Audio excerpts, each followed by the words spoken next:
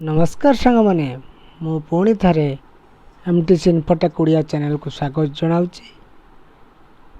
आज आम जाना पीएम किसान योजना ऑनलाइन रे केवाईसी होची यार स्टेटस आपण कौन अच्छी जानिबा ता सहित केवाईसी किपरि करि परिबे से विषय मध्ये जानिबा।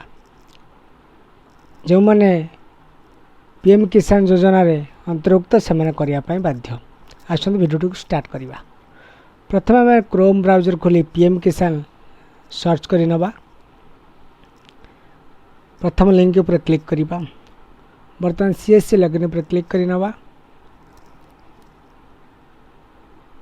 तापरे बायोमेट्रिक ऑथेंटिकेशन ऊपर क्लिक करी नबा। देखि नंतु एठारे निजर आधार नंबर एंटर करी नबा।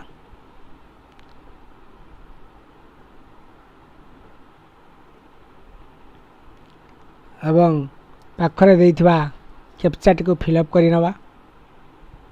तापरे सर्च ऊपर क्लिक करी नबा।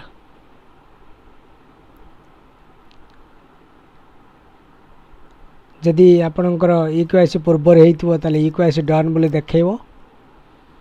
जदि न हेइथिबो ताले रजिस्टर मोबाइल नंबर मागिबो। नंबर देला पर ओटीपी जीवो। देखि देंतु केवाईसी ऑलरेडी डन लिखि देला। तो ऑलरेडी कस्टमर हेइ सारछि। यदि आपण जार हेई नहीं तार करिया पई चाहुचंती तेबे ठीक से परी आधार नंबर एंटर करी इमेज कैप्चा ऊपर क्लिक करिवे। इमेज कैप्चा पर क्लिक कर साला पर सर्च बटन ऊपर क्लिक करिवे। सर्च बटन का ऊपर क्लिक कला पर रजिस्टर मोबाइल नंबर के ओटीपी जीवो।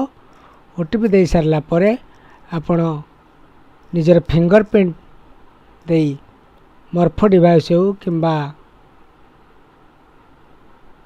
मिंत्रा डिवाइस हो जो थ्रे आप निजर फिंगरप्रिंट अपडेट करेंगे। फिंगरप्रिंट सक्सेस हो सारा पर आप मेक पेमेंट ऊपर को क्लिक करेंगे। मेक पेमेंट आप कर सारा पर आप सक्सेसफुली रजिस्टर हो गोटे रिसिप्ट बाहरी पड़ो। आज वीडियो एति चैनल को दयाकोरी सब्सक्राइब करूँ। धन्यवाद।